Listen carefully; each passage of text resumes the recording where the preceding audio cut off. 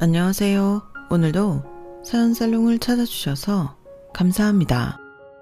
저는 불혹을 앞두고 있는 30대 후반 여성입니다. 이 자리를 빌어 여러분들에게 여쭤보고 싶은 게 있어요. 인생의 선배인 여러분, 여러분들의 불혹은 어떠셨나요? 두려우셨나요? 아니면 생각보다 괜찮으셨나요? 어떤 분들은 인생은 마음부터라는 말을 하더라고요. 하지만 저에겐 뜬구름 잡는 이야기였어요. 더군다나 저는 39, 지독한 9수에 걸려요. 15년 함께한 남편과 이혼했거든요. 이혼 서류에 도장을 찍기까지 1년의 시간이 걸렸고 저희 부부는 그동안 죽어라 다퉜어요. 전쟁 수준이었죠.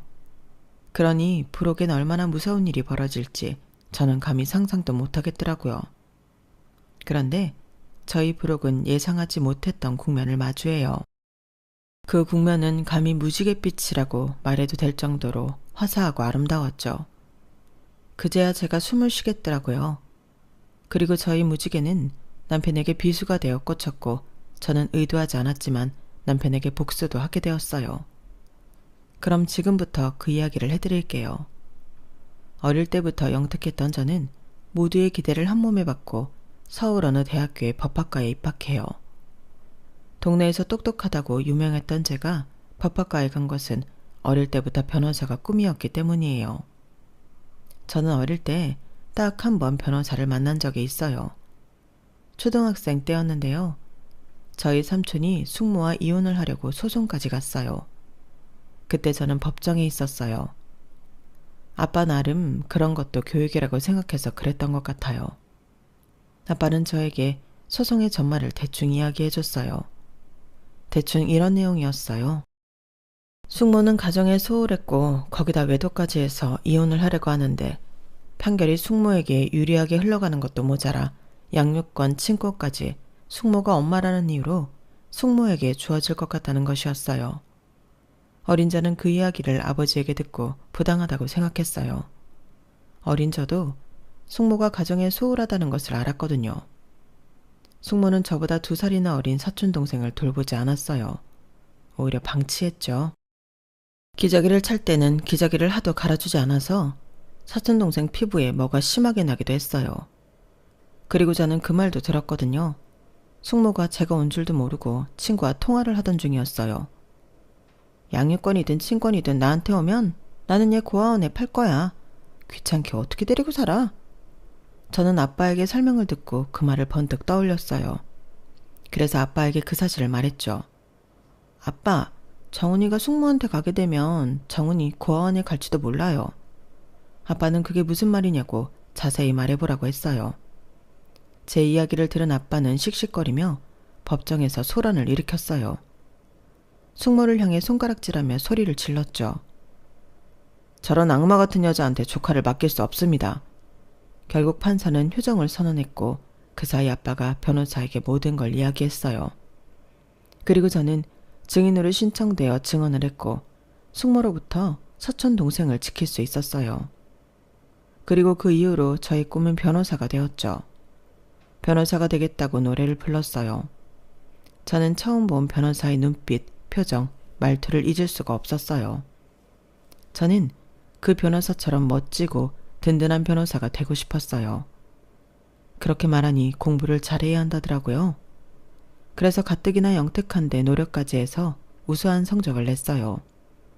사람들은 어렸을 때 꿈이 시도 때도 없이 변한다던데 저는 변함없이 변호사를 꿈꾸며 법학과에 진학했어요. 법학과에 진학해 저는 늘 사점대를 유지하며 공부도 잘했을 뿐 아니라 환경보호 동아리 인권위원회에서 활동하기도 했어요. 변호사가 되기 위한 밑거름을 마련했죠. 그런데 발목을 잡혔어요. 연애를 하게 되었거든요. 왜 사랑은 눈을 멀게 한다잖아요. 상대는 2년 선배인 복학생이었어요. 다들 복학생을 조심하라고 했는데 제가 실수했죠. 그 복학생 선배를 저는 한 과목에서 만났어요. 그 과목에서 팀 과제를 했거든요. 거기에 복학생이 조장이었어요. 복학생은 조장이기 때문에 조원들의 번호를 수집했어요. 저도 당연히 번호를 줬죠. 그리고 과제를 수행하면서 연락을 주고받았어요. 거기까지는 이상하지 않았어요.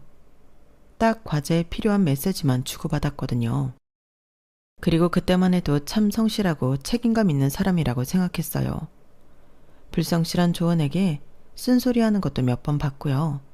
사실 복학생을 팀 과제를 하면서 처음 본 건 아니었어요. 복학생은 저희과 학생회의를 했거든요. 그리고 들어보니 1학년 때는 1학년 대표이기도 했대요. 그래서인지 복학생은 쉬는 시간에도 남학생, 여학생 할 것 없이 몰려다녔어요. 그러면서 어디를 가자, 저기를 가자 이런 이야기를 하더라고요. 그래서 처음엔 복학생을 보고 참 놀기 좋아하는 스타일이구나 했어요. 조금 불량한 느낌도 있었고요. 그런데 의외로 팀 과제를 할 때 보니 성실하고 책임감이 있더라고요. 사람이 그렇잖아요. 나쁘게 판단한 사람이 의외로 좋은 사람이면 더 플러스 점수를 주잖아요. 그래서 제가 그 과목이 끝나고 밥이나 한번 먹자는 복학생의 말에 응했나 봐요. 그리고 한번 식사를 하고 나니 복학생은 늘 정문에 있는 버스 정류장에서 저를 기다리고 학교 식당에서 같이 점심을 먹자고 했어요. 그리고 커피도 사주고 끝나고 어디 가냐고 묻고 도서관에서 공부를 한다니까 같이 하자고 했어요. 그리고 공부가 끝나면 정류장까지 데려다 줬죠. 복학생은 학교 근처 원룸에 살았어요. 버스를 타서 창밖을 보니까 그쪽으로 걸어 들어가더라고요. 그리고 대학 동기에게도 들었고요. 언제부터인가 학부생들 사이에서 저와 복학생 이야기가 뜨거운 감자였거든요. 더 민석 선배랑 뭐야? 그 표정은? 내가 물어보는 게 이상해? 이상한 건 너희 둘이지. 하루 종일 붙어 다니고. 보니까 선배는 아예 대놓고 너랑 수업 맞췄던데? 아니, 언제부터 그런 사이가 된 거야? 기집애. 나한테 아무런 말도 없이. 이런 식이면 나 서운하다? 뭐가 서운해. 별 사이 아니야. 그리고 2학년 수업이 다 거기서 거기지 뭘 맞춰. 그냥 우연히 그렇게 됐을 뿐이야. 나 다 봤거든.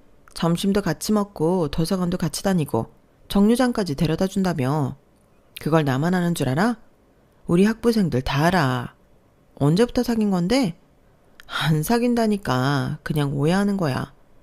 둘 다 사귀는 건 아닌데 그렇게 한다는 거지? 세상이 말세다. 그럼 좋아하는 것도 아니야? 그럼 이상하지. 좋아하는 것도 아닌데 점심은 혼자 먹는 게 편해서 우리랑도 가끔 먹는 네가 매일 선배랑 먹는다고? 그리고 선배 담배도 끊었대. 선배 원래 담배 피워? 와, 너 만날 때 한 번도 안 폈나 보네? 아니, 전에 선배가 나한테 네가 싫어하는 게 뭐냐고 묻는 거야. 그래서 내가 담배라고 그랬거든. 그 이후로 안 피우던데? 몰랐는데. 야, 이 정도 사랑이면 받아줘라.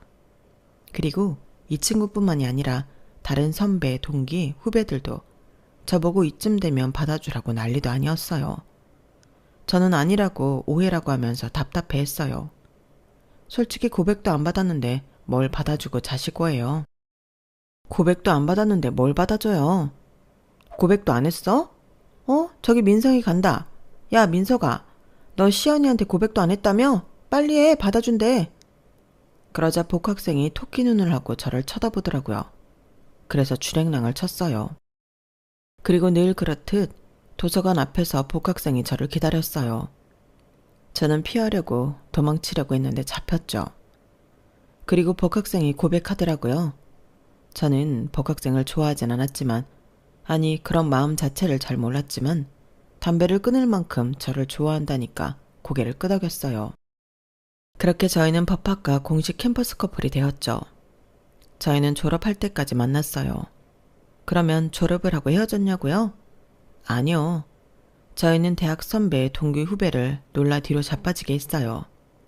왜냐하면 2월에 졸업을 하자마자 저희 커플이 결혼을 했거든요. 사실 이 이야기는 조금 난처하고 부끄러운 이야기예요. 아는 사람들만 아는 이야기이기도 하고요. 제가 졸업시험을 치고 몸이 안 좋았는데 생리도 하지 않았어요. 그래서 혹시 몰라서 확인해보니 임신을 했더라고요. 그 사실을 남편에게 알렸어요. 남편의 원룸에서요. 남편은 한참이나 말이 없더니 책임지자고 말했어요. 책임지자. 어쨌든 우리가 저지른 일이니까 책임져야지. 나는 그럴 수 있어. 그런데 너는 어때? 너는 낳고 싶어? 제가 아무 말도 하지 못하자 남편은 저를 안고 안심시켰어요. 그리고 남편은 먼저 제 친정을 찾아갔고 그 뒤에 시댁을 찾아갔어요. 친정에 갈 땐 같이 갔고 시댁에 갈 땐 남편 혼자 갔어요. 저희 친정은 난리가 났어요. 변호사가 되겠다는 원대한 꿈을 키우던 딸이 임신을 해서 결혼을 한다고 하니 안 그러겠어요? 아빠는 안방으로 들어가고 엄마는 뒤로 넘어갔죠. 그래도 남편은 꿋꿋이 저와 아이를 책임지고 싶다고 말했어요. 결국 자식 이기는 부모 없다고 저희 친정에선 서둘러 결혼하라는 말을 했고 시댁에서도 결혼을 허락했어요. 저희는 상견례를 하지 않고 결혼식을 올렸어요. 허락을 받고 2주 만에 결혼식을 했죠. 시댁 식구들은 결혼식 날 처음 봤어요. 남편이 시어머니를 참 많이 닮았더라고요. 두 분 다 저를 귀하게 여겨주셨어요. 하지만 그건 다 이유가 있었죠. 저희는 결혼식을 올리고 시댁으로 갔어요. 아직 집을 구할 형편이 안 돼서 시댁에서 살기로 한 거예요. 시댁이 좀 살았거든요. 남편 방에서 둘이 지내기 충분했어요. 저는 남편의 방에 짐을 풀고 시어머니에게 갔어요. 시어머니는 저를 부엌에 오지 말라고 하더라고요. 나는 우리 시어머니한테 이렇게 배웠어. 며느리는 딸도 아니고 손님이라고. 그래서 부엌해드리면 안 된다고. 여기는 내 공간이니까 앞으로 뭐 필요한 거 있으면 나 찾아라. 그리고 시아버지도 저를 많이 아껴주셨어요. 아직 변호사가 되지도 않았는데 내일 변호사 며느리 하고 저를 불렀어요. 저는 송구스러울 만큼 감사했어요. 그리고 얼른 아이를 낳고 회복해 사법고시에 합격해야겠다고 생각했죠. 그리고 임신을 했을 때도 초기엔 몸이 괜찮아서 틈틈이 공부를 했어요.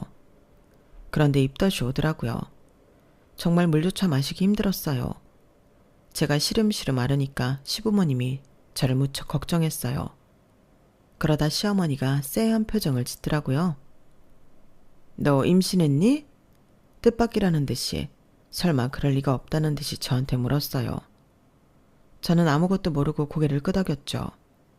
그러자 시어머니가 비명을 지르는 거예요. 설마 내 아들이 졸업하자마자 결혼한 이유가 임신해서니? 모르셨냐고 하니까 시어머니가 벌떡 일어나 종종걸음 쳤어요. 말을 안 하는데 어떻게 하니? 나는 그런 이야기 난생 처음 듣는다. 여보, 얘 임신했대요. 그래서 결혼한 거래요. 그 말을 듣고 시아버지도 얼어서 아무 말도 못하더라고요. 그러더니 공부를 마치고 돌아온 남편의 뺨을 때렸어요. 파렴치한 놈. 당장 짐 싸서 나가. 네가 감히 나를 속여? 임신? 결혼하기도 전에 임신? 가당치도 않다. 어디 가서 말하기도 창피해. 내가 변호사도 안 된 놈이 결혼한다고 할 때부터 이상했어. 아버지, 아니에요. 임신 사실 엊그저께 알았어요. 정말이에요. 내가 다 들었다. 제가 임신 8주 차라는데 어디서 거짓말이야? 너희들이 결혼한 지가 이제 갓 한 달째다. 계산이 안 맞잖아, 계산이. 당장 짐 싸서 나가라. 꼴도 보기 싫다. 남편이 시부모님 앞에서 빌었고 저도 같이 빌었어요. 그런데 저희 부부의 간절함은 통하지 않더라고요. 결국 저희는 짐을 싸서 친정으로 갔어요. 어떻게 그런 걸 숨겨? 그게 숨긴다고 될 일이 아니잖아. 내가 얼마나 당황했는지 알아? 그걸 말했으면 허락할 부모님이 아니니까. 그렇지. 그리고 고작 사주인데 배가 부른 것도 아니고. 네가 말만 잘했어도 이렇게 되진 않았다고. 어떻게 할 거야? 그걸 왜 나한테 뒤집어 씌워? 나는 오빠가 정정당당하게 말해서 허락받은 줄 알았지. 대체 무슨 생각이야? 그럼 나보고 어떻게 하라고? 임신했다는 여자친구 앞에서 그럼 지우라고 해? 그 상황에서 그렇게 말할 수 있는 사람이 몇이나 될 것 같아. 게다가 너는 낳을 생각이었잖아. 그럼 결혼밖에 답 없지. 아니야? 책임지겠다며. 나랑 아이 책임지겠다며. 이게 책임지는 거야? 속이는 게 책임지는 거냐고. 우리 아빠 앞에서는 잘만 말했으면서. 니네 부모님이랑 우리 부모님은 다르다고. 아까 한 이야기 못 들었어? 창피하다고 하잖아. 그런 사람 앞에서 솔직? 어차피 이렇게 될 거였어. 그러게, 그런 말은 왜 해? 내가 하나하나 다 설명해야 해? 너 머리 좋은 거 아니었어? 대충 눈치 보면 사이즈 나오잖아. 아, 진짜 너 때문에 되는 일이 없다. 내가 왜 네 실수로 처가살이를 해야 하냐고. 남편은 친정에서 지내게 된 첫날부터 울상이었어요. 하지만 남편은 계속 사법고시를 준비했고 준비하면서 고작 하루에 4시간씩 편의점에서 아르바이트를 했어요. 그러니 분가를 할 만큼 돈이 모이지 않았죠. 저희는 아이가 2살이 될 때까지 처가에 살아요.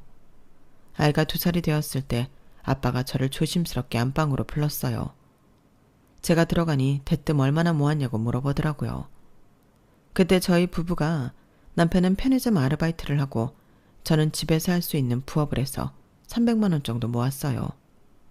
그래서 그렇게 말씀드렸죠. 그러니 아빠가 통장을 건네더라고요. 거기에 700만 원이 있었어요. 이게 뭐예요? 예슬이 아빠 여기서 지내는 거 많이 불편해하지? 매일 밥만 겨우 먹고 방에서 나오지도 않고 공부는 잘 된다고 하니? 어수 자란 집에서 공부도 잘 안 될 텐데. 아니 아빠 이게 뭔데요? 너희 분가해라. 너희가 모은 돈이랑 이 돈 합쳐서 작은 월세방이라도 구해. 이대로 지내다가 우리 관계만 나빠지겠어. 예슬이 아빠가 힘들어하는 거 다 보인다. 그렇게 해서는 시험도 합격하기 힘들 거야. 사람이 마음이 편해야 공부도 잘 되는 거잖아. 저는 아빠의 손을 잡고 처음으로 아빠 앞에서 울었어요. 그리고 방으로 돌아와 아빠의 뜻을 전하니 남편은 화색이 돌더라고요. 평소에 보던 모습이 아니었어요. 남편과 저는 그 다음 날부터 부동산을 돌며 집을 알아봤어요. 그리고 옥탑밭 한 곳에서 살기로 했어요. 아, 속이 다 시원하다. 예슬아, 우리 집이야. 좋지? 반지하보다는 낫겠지. 그래도 좀 춥다. 난방이 여기서 더 못 트는데. 옷을 더 입어. 예슬이도 더 입히고. 나는 춥지도 않고 좋은데. 그렇게 좋아? 당연하지. 너는 친정이라 편했을지 몰라도 나는 얼마나 불편했다고. 네 친정이 좀 좁아. 코딱지만한 판방에서 세 식구 지내는 것도 불편했고 화장실은 하나밖에 없어서 오래 앉아있지도 못하고. 아, 이제 살만 난다. 이러다 올해 사법고시도 합격하겠어. 그랬으면 좋겠네. 자기가 편하면 됐지. 나도 시댁살이 해봐서 알아. 많이 불편했지. 이제 편하게 공부해. 고작 한 달 시댁살이 한 거랑 2년 처가살이 한 거랑 비교하면 안 되지. 그나저나 장인어른이 얼마나 챙겨줬어? 700만 원. 왜? 에이, 고작 700만 원? 장인어른 은행원이라고 안 했어? 차장이라며. 차장이면 꽤 버는 거 아니야? 그런데 700이면 짜다. 딸내미 내쫓는데 그 돈이면 짜지. 내쫓다니. 자기 편하게 지내라고 보태주신 건데. 자기들도 불편하니까 돈 쥐어주고 내쫓은 거지. 자기들도 좀 불편했겠어? 너무 은혜롭게만 생각하지 마. 사람들은 이기적이야. 어떻게 해서든 자기 이익을 생각하게 되어 있어. 너도 알잖아. 남편은 그렇게 말하며 공부를 할 거니 부르지 말라고 하나밖에 없는 방으로 들어갔어요. 저는 그때부터 다양한 회사의 법무팀에 입사 지원을 시작했죠. 다행스럽게도 한 회사에서 저를 합격시켜줬어요. 그렇게 첫 출근을 하게 되었죠. 그런데 관문이 있었어요. 아이 때문에요. 저는 처음에 아이를 놓고 가려고 했어요. 집에 남편이 있으니까 그땐 아르바이트도 하지 않고 집에서 공부만 했거든요. 그래서 아이를 좀 맡기려는데 공부를 하는데 아이를 어떻게 보냐며 친정에 맡기라는 거예요. 그래서 저는 정말 미안하지만 아이를 엄마에게 맡기고 출근했어요. 그리고 2번째 관문이 있었어요. 아이가 제가 출근을 할 때마다 울었어요. 매달렸어요. 정말 그런 아이를 떼어놓고 출근하려니 마음이 정말 안 좋더라고요. 그래도 별 수 있나요? 제가 가장인데요. 저는 마음을 강하게 먹었어요. 제가 한 회사의 법무팀에서 일을 하는 동안 남편은 계속 변호사 준비를 했어요. 처음에 저는 말리지 않았어요. 남편의 꿈을 응원해주고 싶었고 어쨌든 저도 꿈이 변호사였기 때문에 남편이라도 되기를 바랐어요. 하지만 남편은 3번째 시험도 4번째 시험도 떨어졌어요. 5번째 시험도 떨어졌죠. 그러는데 솔직히 옆에서 보니까 지치더라고요. 왜냐하면 남편은 정말 공부만 했거든요. 아이를 돌보지도 않았고요. 퇴근하고 집에 돌아가면 집은 엉망이었어요. 그리고 주변에서도 말이 많았어요. 저는 대학 동기들하고 아직도 연락을 하고 있는데 그 친구들을 가끔 만날 때가 있어요. 그럴 때마다 친구들은 저에게 아직도 남편이 사법고시에 합격 못했냐고 물었어요. 제 친구들은 모두 사법고시를 합격해 변호사 사무실에서 근무하고 있었거든요. 민석 오빠 아직도 사법고시 합격 못한 거야? 왜? 이번에 우리 후배들도 많이 붙었다던데. 그럼 집에서 뭐 하는데? 공부하지 뭐래. 지금도 집에서 열심히 공부하고 있어. 나는 방에 안 데리고 나온 거고. 참, 네가 고생이다. 너는 임신해서 사법고시 한 번도 못 봤는데 니네 남편은 무슨 복으로 몇 번이고 사법시험을 보내? 올해는 꼭 붙어야 할 건데, 그치? 올해는 꼭 붙을 거야. 붙어야지. 그렇게 고생했는데 아마 오빠 속도 말이 아닐 거야. 본인이 속상한 거야 어쩔 수 없지. 뭐가 모자랐거나 잘못 준비한 거겠지. 나는 옆에서 기다리는 사람이 더 속 탄다고 본다. 솔직히 포기했으면 하지? 그래도 본인이 죽어라 되겠다는데 어떻게 말려? 본인 의지가 그렇게 강하면 뭐라도 될 거야. 나는 믿어. 포기 안 하겠대? 의지가 굳어. 그런 의지면 될 거야. 너는 참 속도 좋다. 오빠가 와이프를 잘 얻었네. 친구들 앞에서 그렇게 말했지만 제 속도 말이 아니었어요. 말씀드렸잖아요. 지쳤다고요. 하지만 남편이 왜 그렇게 사법고시 합격에 목을 매는지 저도 모르지 않았으니까요. 사실 남편에게는 아주 강력한 자극제가 있었거든요. 바로 남편의 가족이에요. 말씀 안 드렸지만 저희 시댁이 법조계 집안이에요. 시아버지는 판사였고 시어머니는 법무사고 시누이도 판사로 근무 중이에요. 그리고 서방님은 변호사죠. 남편은 이런 집안에서 패배자예요. 스스로도 시댁 식구들도 그렇게 생각하죠. 그래서 견딜 수 없는 거예요. 그래서 사법시험에 꼭 합격해야 한다는 거예요. 게다가 1살 어린 서방님은 남편보다 먼저 변호사가 되었어요. 사법고시를 2년 준비하고 합격했죠. 그리고 유명한 대형 로펌에서 변호사로 근무했어요. 그뿐만이 아니에요. 하늘이 서방님을 도운 듯이 그 대형 로펌 사장이 변호사 딸과 결혼했어요. 그리고 장인어른이 결혼 축하 선물로 변호사 사무실을 개업해줬죠. 그래서 동서와 서방님 부부는 한 법률사무소를 운영하고 있어요. 나중에 분리해서 따로 운영할 거라던데 그때도 아마 서방님의 장인어른이 도와줄 것 같아요. 참, 사정이 이러니 가만히 있어도 비교되는데 더더욱 남편은 미운 오리 새끼가 되었죠. 남편만 미운 오리 새끼가 된 건 아니에요. 남편의 부인인 저 또한 그랬죠. 저도 많은 멸시를 당했어요. 일단 사법고시에 합격하지 못한 남편의 와이프라서 멸시를 당했어요. 그리고 결국 변호사도 되지 못한 법학과 졸업생 며느리여서 멸시를 당했고요. 또 혼전 임신한 걸 속인 괘씸한 며느리라서 멸시를 당했어요. 시부모님은 제가 첫 아이를 출산할 때도 오지 않았어요. 아이를 처음 본 게 그 다음에 설이었어요. 시부모님이 다른 날엔 오지 말고 명절에나 오라고 했는데 아이를 낳은 뒤에도 마찬가지더라고요. 게다가 시부모님은 아이를 예뻐하지도 않았어요. 아이가 시부모님을 무서워할 정도로 아이에게 매정했죠.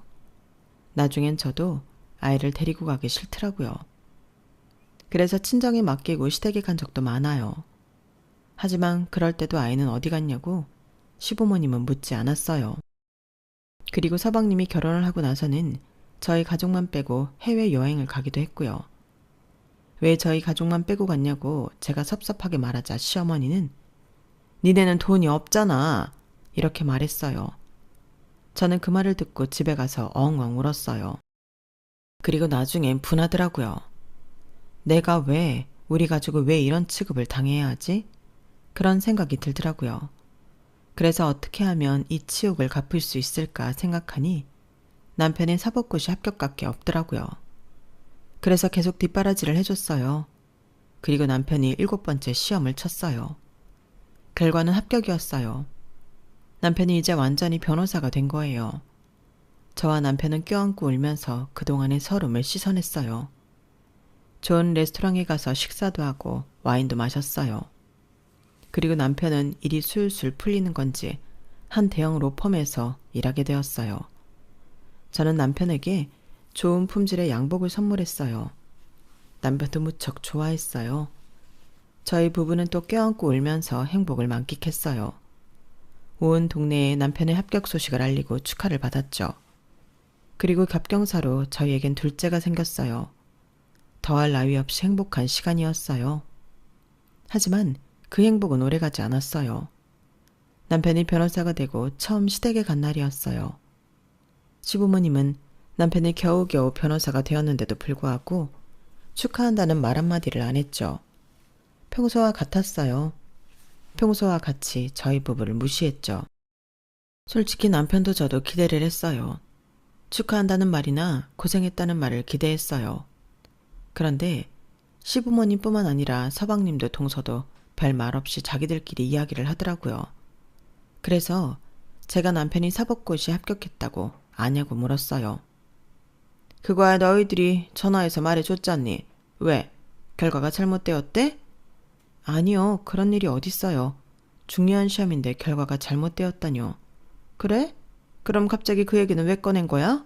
설마 변호사 된 거 축하해달라고? 어머 형님, 7번째 시험 붙은 게 뭐 자랑이라고 축하를 해요. 우리는 당연히 붙었어야죠. 이제 사법고시도 폐지된다는 말이 나오는 마당에 우리라도 안 붙으면 답이 없죠. 그래, 아가 말이 맞다. 올해는 당연히 붙었어야지. 올해도 안 붙었으면 나는 너희 얼굴도 안 봤을 거다. 할 수 있다면 호정해서 팔았지 싶어. 그런데 우리가 케이크라도 사다가 축하해 주길 바랐냐? 비싼 와인이라도 사서 한잔 하길 바랐어? 웃기는구나. 옛 저녁에 붙어야 했다. 네 동생은 한 번 떨어지고 붙었는데 형이라는 놈이? 그래도 제가 어렵게 합격했잖아요. 그런데 어떻게 수고했다는 말 한마디가 없어요. 그리고 한 번에 붙든 10번에 붙든 변호사 된 건 다 똑같잖아요. 다 똑같은 변호사라고요. 다 똑같은 변호사? 네가 아직 실무를 안 해봐서 모르나 본데 한 번에 붙은 거랑 10번에 붙은 거랑 실무에서 차이가 나는 거다. 거기서 차이가 나는 거라고. 다 똑같다고? 그래. 사람들이 너한테 대놓고 티내진 않겠지. 하지만 뒤에선 다 수군거린다. 아마 네 로펌 사람들 다 알 거다. 네가 7번 만에 합격한 거 말이야. 그럼 제가 보여드릴게요. 한 번에 붙든 10번에 붙든 능력은 다 똑같다는 거. 다 똑같은 변호사라는 거 보여드릴게요. 제가 동생보다 훨씬 빨리 성과 낼 거고 돈도 많이 벌 겁니다. 장담해요. 동생이 2년 만에 변호사 사무실 개업했죠? 저는 그것보다 빨리 개업할 거예요. 뭐? 네가 무슨 수로? 네가 우리 민철이처럼 똑똑하기라니 집안 빵빵한 와이프를 가졌니? 우리 미란이 봐라. 자기가 변호사인 것도 모자라 사돈어른 변호사 로펌 사장에 이사에 사위한테 결혼 축하 선물로 사무실 개업시켜주고 새 아파트에 외제차까지. 네가 이럴 수 있다고? 네가 이렇게 될 수 있다고? 내가 웃음이 나온다. 그래, 사람이 꿈을 크게 가져야지. 그런데 네 쥐뿔도 없는 와이프 덕에 너는 민철이만큼 성공 못해. 너는 분가에서 고작 옥탑방 구했잖아. 나는 돈을 줘도 거기서 안 산다. 비위도 좋지 둘 다. 어머니랑 아버지는 그런 말 하실 자격 없어요. 임신한 며느리 내쫓고 나중엔 우리 예슬이 얼굴 쳐다보지도 않았죠. 어디 한번 우리 강아지라고 불러준 적 있어요? 그런데 저희 장모님은 예슬이 키워주기까지 했어요. 그리고 옥탑방이요? 그때 어머니 아버지는 뭐 하셨는데요? 저희한테 10원 한 장 보태주시기나 했어요? 그렇지도 않았으면서 어떻게 그런 말을 해요? 저는 남편이 그렇게 말해줘서 정말 고마웠어요. 그렇게 생각하는 줄 몰랐거든요. 저는 남편이 저희 아빠가 은행원 시계나 되면서 700만 원밖에 주지 않았냐고 말했던 것을 오랫동안 기억했는데 그때 그 상처가 식혔어요. 하지만 시부모님은 남편의 반박에 꿈쩍도 안 했어요. 그래, 그렇게 고마운 사돈이 네 할머니 돌아가셨을 때 부조금을 10만 원 하니? 우리 미란이 부모님은 얼마 했는 줄 알아? 무려 500만 원을 했어. 게다가 네 장인 장모는 와서 밥까지 축내고 갔지. 내가 어처구니가 없어서.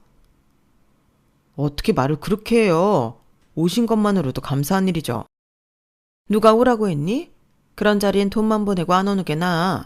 말이 나와서 하는 말인데 나는 민석이 네가 장인 될 사람이 은행에서 좋은 자리를 맡고 있다고 해서 덜컥 믿었다. 그런데 만년 차장이잖니? 지점장 정도는 되어야 우리랑 수준이 맞지 않겠어? 야, 니네 아빠 언제 승진한다니? 저는 입을 다물 수밖에 없었어요. 저희 아빠가 만년 차장인 건 사실이니까요. 저는 아빠가 승진 문제 때문에 오랫동안 스트레스가 크다는 것을 알면서도 그 순간 아빠를 원망했어요. 그리고 제 자신이 너무 초라하게 느껴졌죠. 법학과를 다니던 시절 저는 정말 변호사가 되고 싶었어요. 변호사가 되어 어려운 사람들에게 도움이 되고 싶었죠. 하지만 예기치 못한 순간에 아이가 생기고 엄마가 되었잖아요. 그리고 엄마가 된 저는 변호사가 되기 위한 시험을 단 한 번도 치르지 못했고요. 하지만 그럼에도 저는 불행하지 않았어요. 아내의 삶이, 엄마의 삶이 행복했어요. 변호사의 꿈이 좌절된 게 아니라 제게 새로운 삶이 찾아온 거라고 그렇게 생각했어요. 그런데 그 순간 그런 저의 울타리가 와르르 무너졌어요. 생각이 쓰나미가 마을을 뒤엎듯이 엉망이 되었죠. 저는 제가 부끄러웠어요. 변호사가 되지 못한 것도, 누군가의 아내가 된 것도, 누군가의 엄마가 된 것도, 만년 차장의 딸인 것도 부끄러웠어요. 그래서 아무 말도 못하고 시댁에서 나왔어요. 친정에 가서 아이들을 데리고 집으로 가는 길에 저희 부부는 한마디도 대화를 하지 않았죠. 저희 부부는 그날 일을 없었던 일처럼 생각 저편에 치어둔 듯이 그때 일을 언급조차 하지 않았어요. 하지만 상처로 남았죠. 제 마음뿐 아니라 남편의 마음까지 콕콕 찔렀어요. 그때 당시를 생각하면 아이들 때문에 겨우 살았던 것 같아요. 솔직히 출근도 하기 싫고 출근해서는 일을 하기 싫었어요. 하지만 제가 일하지 않으면 우리 애들이 굶는다는 생각으로 버텼어요. 그런데 남편은 아니었던 걸까요? 남편이 몇 달 뒤에 로펌에서 잘렸어요. 그날 아이가 아파서 반차를 내고 병원에 들렀다가 집으로 돌아가니 남편이 옥탑방 평상에 앉아있더라고요. 그런데 옆에 박스가 하나 있었어요. 뭐해 여기서? 아, 나 잘렸어. 그 말을 듣는데 정말 정신이 나갈 것 같더라고요. 왜? 무슨 이유로? 그런 것도 묻지 않았어요. 그냥 아픈 아이를 데리고 집으로 들어갔어요. 그러니 한참 있다가 남편이 들어왔어요. 걱정하지 마. 시원이 형 사무실에 갈 거야. 불행 중 다행이라는 말이 그 순간 절로 떠오르면서 안심은 했지만 안심하고 보니 이 사태를 시댁이 알면 어떤 빈정거림이 기다리고 있을지 상상도 하기 싫었어요. 그래서 남편과 합의해 이야기하지 않기로 했죠. 그런데 변호사들끼리 그런 정보를 나누기도 하나 봐요. 시어머니가 전화가 왔어요. 제 남편이 잘렸다는 걸 알고 있더라고요. 너희는 어쩌려고 그러니? 너는 안 잘렸니? 과장이라고 했나? 빨리 승진해야지. 안 그러면 그 수준에 먹고 살겠니? 너 애들 학원은 어떻게 보내려고 그래? 걔는 그 정도로 봄에서도 못 버티는데 어떻게 변호사를 하겠다는 건지. 봐, 내가 그랬지? 한 번에 붙은 놈이랑 몇 번에 붙은 놈은 다르다고. 뭐 걔도 걔지만 걔가 저렇게 된 데는 네 책임도 없진 않지. 네가 옆에서 내조만 잘했어도 걔가 저렇게 되진 않았을 텐데. 어머니, 제가 여기서 그 이상 어떤 내조를 해요. 저 애들 아빠 사법고시 준비하던 7년 동안 가장 노릇했어요. 물론 지금도 저 이 집에서 가장이고요. 그런데 제가 여기서 무슨 노력을 어떻게 더 해야 하는데요? 현명한 아내는 남편을 잘 구슬리고 또 보듬어야 하는 거야. 네가 옆에서 잘 타이르고 보듬었으면 걔가 저 지경까지는 안 됐지. 너도 알잖아. 걔 머리 없는 애 아니야. 우리 민철이만큼은 아니지만 영특한 애라고. 그런데 잘려? 나 그 이야기 듣고 얼마나 쪽팔리든지 어디 가서 우리 집 아들이라고 하지도 말라고 해라. 저희도 굳이 어머님 아버님 아들이라고 며느리라고 하고 싶지 않아요. 가족이 뭐 이래요? 가족이야말로 서로 보듬어야 하는 거 아니에요? 저는 그렇게 말하고 전화를 끊었어요. 그리고 화장실에 가서 엉엉 울었어요. 퇴근하고 돌아온 남편이 제 얼굴을 보고도 별 말을 안 하더라고요. 아무래도 시어머니가 따로 남편에게 연락을 한 모양이에요. 저희는 그 이후로 남편의 변호사 사무실을 개업할 때까지 시댁과 연을 끊었어요. 그래서 저희 부부 관계가 회복되었냐고요? 아니요. 저는 저희 부부 문제가 시댁 때문인 줄 알았는데 아니었어요. 남편이 저를 원망하기 시작했거든요. 남편이 선배의 사무실에서 근무하게 되었다고 말씀드렸죠? 거기서 온갖 잡일을 했어요. 선배의 커피를 타오는 것부터 양복을 찾아오는 일까지 했죠. 물론 변호사로서의 일을 하지 않은 건 아니지만 남편은 잡일 때문에 스트레스를 많이 받았어요. 그리고 자신이 그렇게 된 것을 제 탓으로 돌렸죠. 네가 내조를 안 하니까 내가 이렇게 사는 거 아니야. 네가 매번 나를 무시하잖아. 아니야? 솔직히 너 나 사법고시 포기했으면 했잖아. 공장이라도 들어가서 돈이나 벌어왔으면 했잖아. 내가 언제 그랬어. 말 지어내지 마. 한심하게 봤잖아. 네가 날 한심하게 보는데 다른 사람들이 안 그러겠어? 다들 날 무시하는 건 다 너 때문이야. 그게 왜 나 때문인데. 나 한 번도 오빠 한심하게 본 적 없어. 다 나를 한심하게 봐. 다 나를 한심하게 본다고. 애초에 너랑 결혼한 것부터 잘못이었어. 너처럼 보잘것없는 애랑 결혼하는 게 아니었다고. 나는 은행원이라고 해서 의리의리한 집에 외제차 타고 다니는 줄 알았다. 근데 니네 아빠 자기 거라곤 40평대 아파트 그거 한 채뿐이잖아. 거기다 차는 중고차에. 그리고 대체 퇴직하고 스크린 골프장을 왜 하는데? 돈도 안 되는 거. 내가 이럴 줄 알았으면 너랑 결혼 안 했어. 그때 애 지우라고 했다고. 우리 아빠가 스크린 골프장 하는 게 뭐?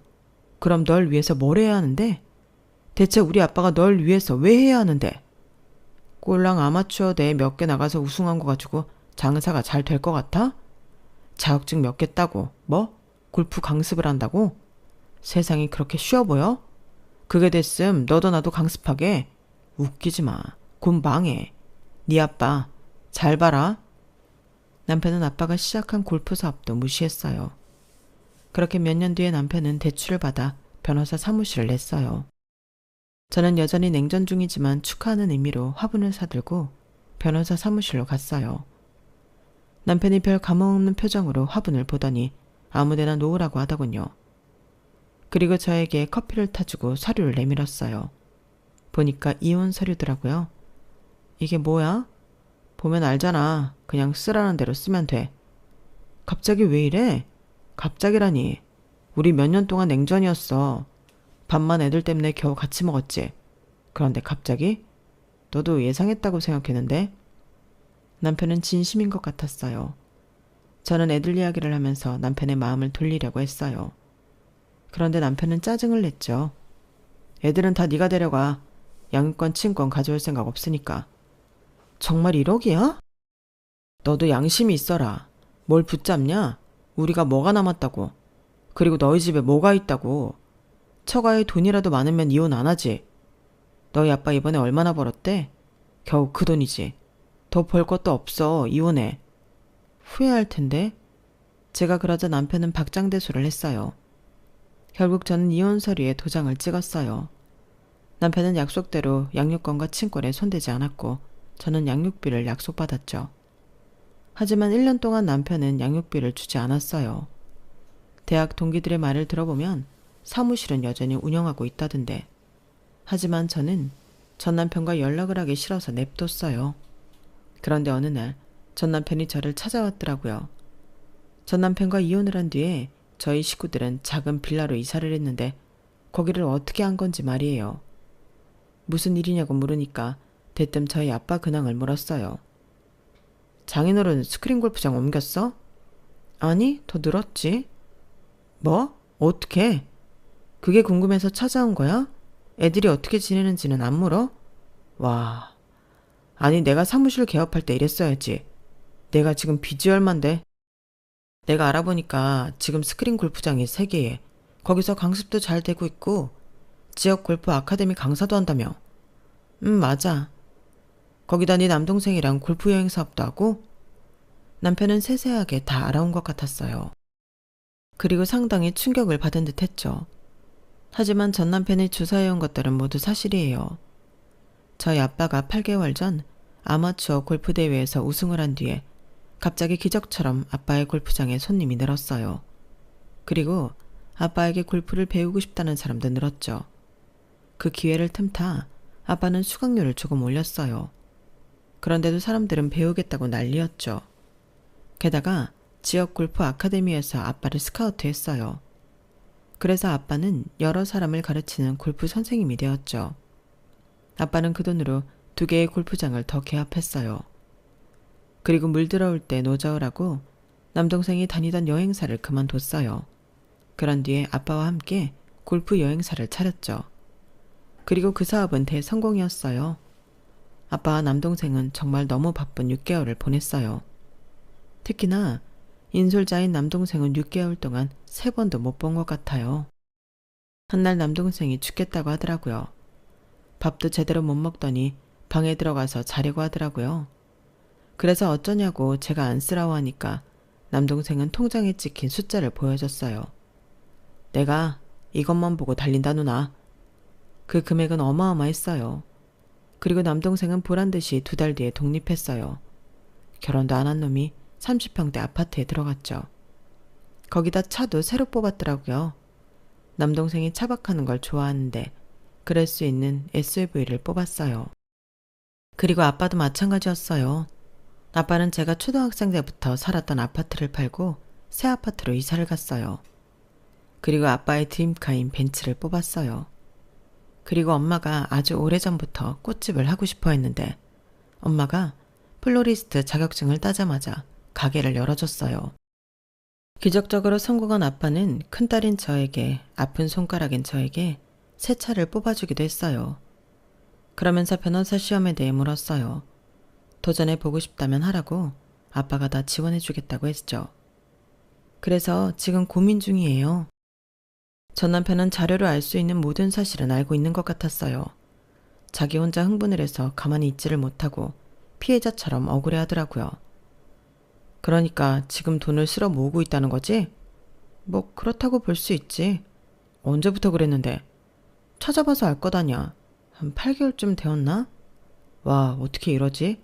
벼락 맞은 것도 아니고 어떻게 1년도 안 돼서 돈벼락이 안냐고. 내가 접대 갔다가 얼마나 놀랐는 줄 알아? 아니, 골프장 사장이랑 친하다고 셋이 치자고 해서 가보니까 장인어른인 거야. 분명 여기가 아닌데? 그런데 일이 이렇게 커졌다는 거지? 그런데 왜 자꾸 장인어른이라고 부르지? 거슬리게. 제가 그렇게 말하자 전 남편이 토끼 눈을 하고 쳐다봤어요. 네가 적어도 양심이 있으면 그 사실을 알고도 날 찾아오면 안 되지. 너 1년 동안 약속한 양육비 준 적이라도 있니?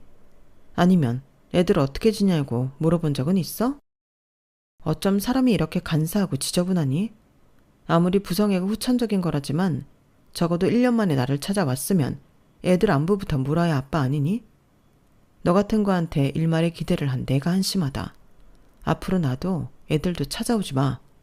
친정에 가지도 말고. 왜 이래?